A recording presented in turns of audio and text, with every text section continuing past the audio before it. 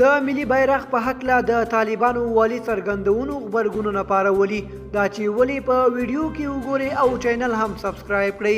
د حواله رسنیو ګڼ شمېر افغان کارکوونکو د افغانستان د ملي بیرغ په اړه د خوست لپاره د طالبانو د ټاکل شوي والي محمد نبي عمري پر څرګندونو غبرګونونه ښودلي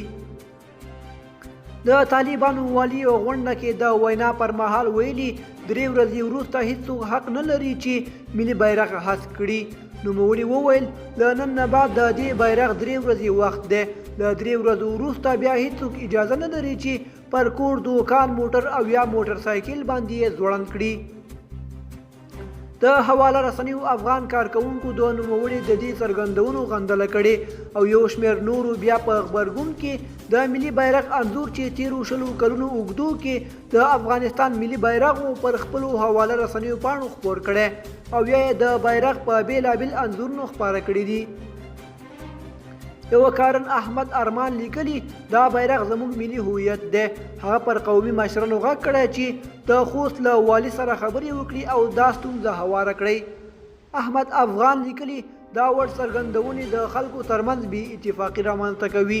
بلال منګل لیکلی چې ملي بیرغ زموږ ملي هویت دی او د ملي یووالي سمبول دی پر کابل د طالبانو له ولکې وروسته دې ډلې له ټولو دولتي ودانیو د افغانستان ملي بیرغ لرې کړ او پر ځای یې خپل بیرغ جوړولی خو د افغانستان په سیاسي استازولیو کې او دغه راز افغان لوبغاړي لا هم د تور سور زرغون بیرغ کاروي دوستانو زموږ د نن ورځې خبر تر همدې ځایه و تر بیا ښه وخت